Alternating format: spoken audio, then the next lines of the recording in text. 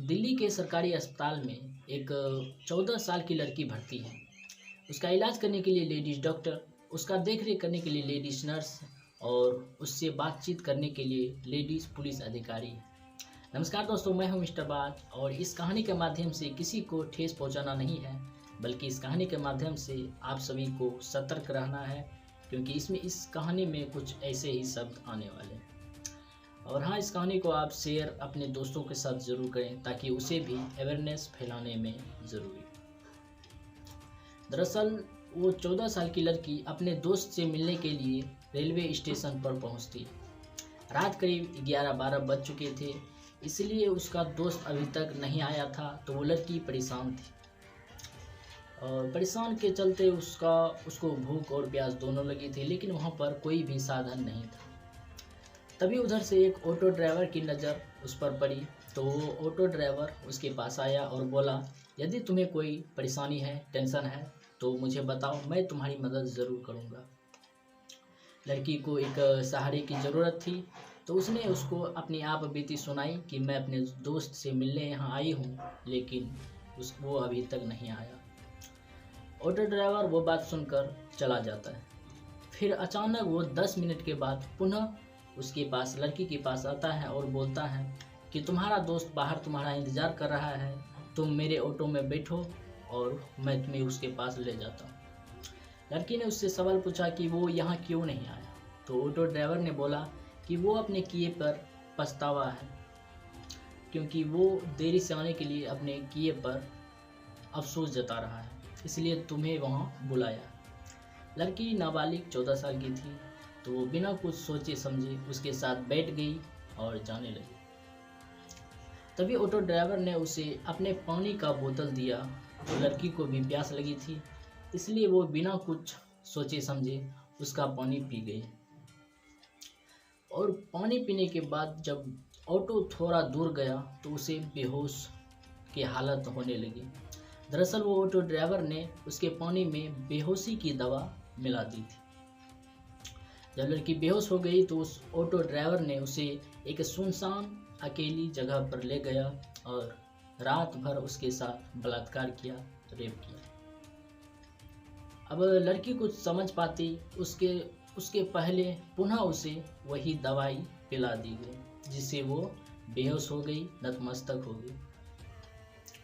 फिर पुनः auto driver ने एक पास के ही रेस्टोरेंट या छोटा मोटा होटल, वहाँ पर एक कमरा बुक कर लिया और लड़की को वहाँ ले गया। अब रात भर जब ऑटो ड्राइवर उसके साथ रेप किया और वो उसे होटल के कमरे में ले गया, और होटल में पहले से ही वहाँ पर 11 मर्द और थे।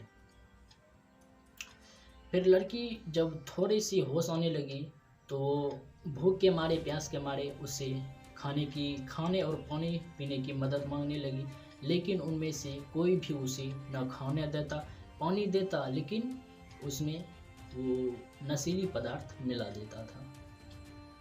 और बारी बारी से एकाएक पहले उसे नंगा पूरा कर दिया। अब लड़की लाज के मारे वैसे भी नशे की हालत में थी, तो कोई भी उसे अपने ऊपर कोई भी ऐसा नहीं होता था कि कुछ फील हो। वैसे लड़की जान चुकी थी कि मेरे साथ ये हुआ है, लेकिन फिर भी वो मदद मांगती रही। उन 12 मर्दों से मदद मांगती रही, लेकिन कोई भी उसकी मदद नहीं किया। फिर एकाएक बारी बारी से उन सभी ने उसके साथ रेप किया, बलात्कार किया, उसका इज्जत लूट लिया। फिर उन्हीं 12 में से किसी एक को उन लड़की पर दया आ गई और उसने उस लड़की को लेकर रेलवे स्टेशन पर छोड़कर चली गई। उसने सोचा कि ये अपने घर अपने आप चली जाएगी। लड़की के साथ रेप होने के बाद लड़की वहाँ पर अकेली रो रही थी, चिल्ला रही थी। वो मर्द जात से इतना डरी हुई थी कि किसी को भी मदद के लिए भी नहीं पुकार रही थी। अब शायद वहाँ पर रेलवे स्टेशन पर आदमी की कतार तो होती है, लेकिन फिर भी कोई आदमी की नज़र उस पर कैसे नहीं पड़ी।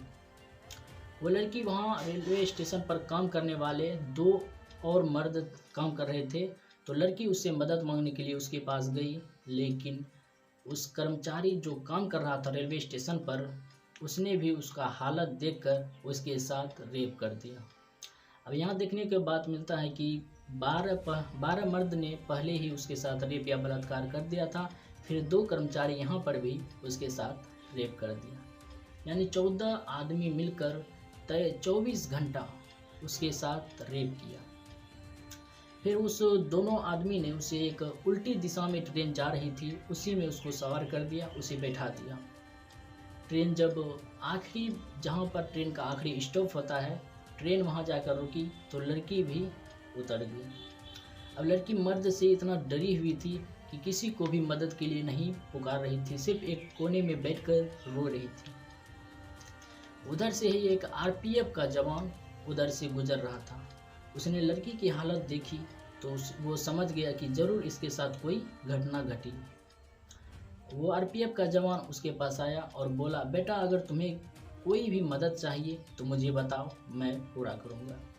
लड़की इतना डर चुकी थी मर्द जात से कि वो उसको अपना दुख आप बीती सुना भी नहीं रही थी, क्योंकि उसे भी लग रहा था अगर मैं इसको ये बात बताऊंगी तो ये भी मेरे साथ वही करेगा। फिर आरपीएफ का जवान ने नज़दीकी पुलिस स्टेशन से एक लेडीज़ कांस्टेबल को वहाँ पर बुलाया, और वो लेडीज़ कांस्टेबल, इसमें लेडीज़ कांस्टेबल की जितनी तारीफ़ की जाए उतनी कम है। उस लेडीज़ कांस्टेबल ने उस 14 साल की नाबालिग लड़की को अपनी माँ के तरह उसका प्यार किया, दुलार किया, पुचकार किया।